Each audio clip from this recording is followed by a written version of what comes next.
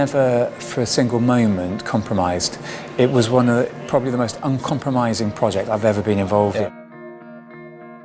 We stuck doggedly to the detail and to the big ideas.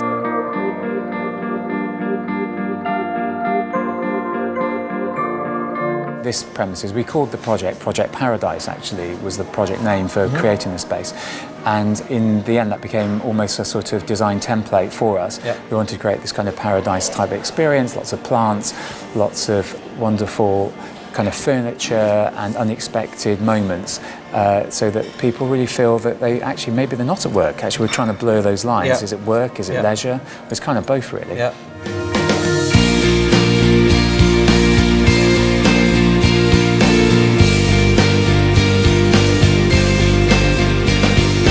Okay, so we are with the winners of our Office Breakout of the Year competition 2019. We're with Miles. Miles, many congratulations for winning our first competition we've done, first time we've done this. So we're at SLG, which is your company? That's right, yes. So tell me what it is that you guys do.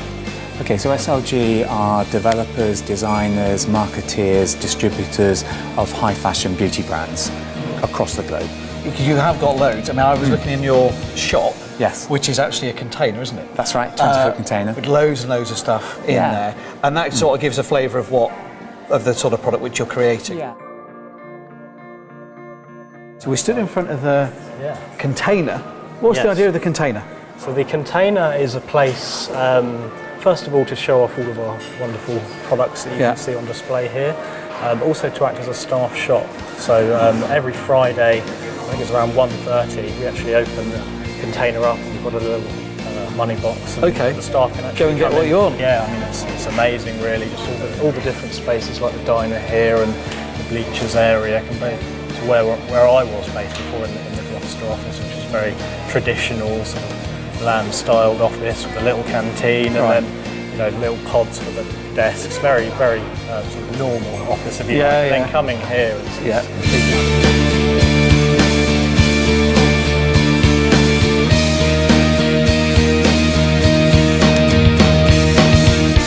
So is this all your idea? Was this your vision, or was it? Well, I think it's a combination of people really, but I think when I first saw the premises a year ago, which was an empty concrete brutalist sort of shell really, I could see almost immediately what it should be like, and I felt the opportunity to mix up industrialism with kind of mid-century modernism, together with kind of like a sort of cool Californian vibe and all these kind of palm trees that we've got everywhere. All those kind of ideas came together really, really quickly, actually. And that evening, after the day I'd been, the day I visited, created a mood board, and that mood board stood the test of time. You must have been buzzing when you were doing that. Oh, I couldn't. Did you love it? I was absolutely buzzing. So Miles has obviously had the vision of what he wanted, and I've helped basically get all of the products in. So Miles, for instance, will want hammocks in here, so we've ordered maybe 3 or 4 different hammocks, got them in, tied them up in his office, and he's sat in them, tried them, and then chosen which one he wants and then which he doesn't. Same with things like cushions and things. We did like a mass order of cushions.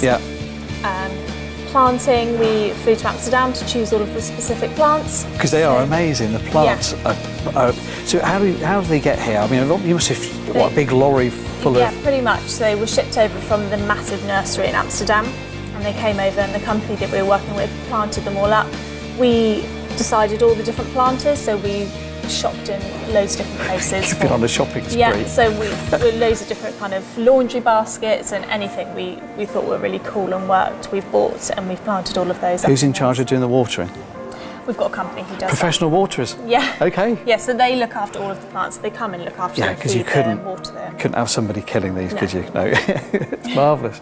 And so in terms of your use of the space, what's the impact it's had on you working here and using it? It's just, we've just got so much more space and we've got more things to do, so we don't have to have a meeting at our desk anymore. We don't have to sit at our desk for lunches and things like that. We can come into a different place, go in the hammocks one day. We've also got started yoga here, so we're using this massive space for yoga classes. I was saying, That's really cool. So we're thinking of loads of different ways that we can use it, but it's all really good, and everyone's really positive, and it's just nice to have more space. So in terms of the individual sort of spaces that you've got then, so just talk me through what you've got from your you've got your sort of main sort of lunch, what you'd call a canteen, but what have you called that space and how does it work? Well, it's the bar, the diner and the pavilion we call the social area, but basically the office is kind of a simple concept in reality, which is that we wanted a social end of the office and then a work end to the office, and to really provoke and encourage people to socialise at lunchtime in particular. So we have certain rules and regulations about eating at your desk, which we prefer people not to do, and that pushes everybody into that social space where you have a bar where people make their own their foods. There's microwaves and all the things that are necessary. There's a diner in a sort of American diner style with a giant mural which we had hand painted, and then what we call the pavilion, which is a sort of lounge area essentially, and that's all connected, and there's a Sonos sound system which is playing music, and people can contribute their own playlists, and they have an involvement in that, and so we have the social hub, and then we have the main work areas, but in between those and dotted around are lots of sort of breakout areas, areas that quite often surprise people in how they're executed. So it's not just a meeting room. So we have what we call the chili bean room, which is a room where shoes aren't allowed. It's just bean bags. There's no desks in there. It's lower lighting. There's a sound system in there, so you can just Bluetooth and have a different type of meeting experience.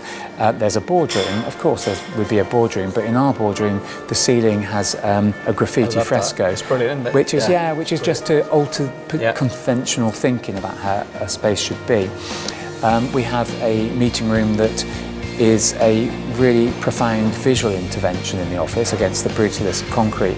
We have a neon orange box, and it's almost kind of quite Austin Powers actually in a way, a very 60s sort of thing, but beautiful production values. So when people open the heavy weighted door, you feel a sense of quality, and you sit in that space, and it's very different to everywhere else.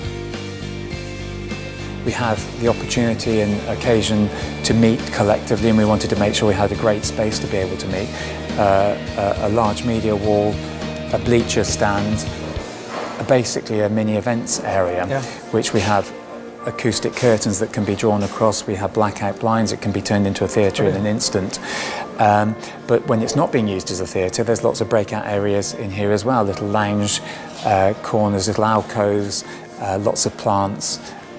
So quite multi-use actually in many ways. But also what we're doing is we're making this space available for external entities to use as well, and to make it available for businesses, or the Cheltenham Design Foundation, for example, have come in and used it already. In fact, any kind of business that are supporting creativity or staff well-being on those sorts of things, we'll be making this available to them. It should be an epicentre for that though, shouldn't it? Because it's leading the way really in the area. Yeah, so, absolutely, Is there anything you haven't done, or that you're thinking, I've got to have a neon sign on that wall? Well, there's a neon sign missing from our lab. There's a wonderful Wonder Lab, it's called, neon sign in production as we speak, which will be a finishing touch for that. There was also the intention to have a couple of upcycled telephone boxes, which would be for personal calls or difficult business calls where you want to have a bit of privacy. Unfortunately, we couldn't bring those in because they're too heavy for the floor. They're incredibly heavy, original.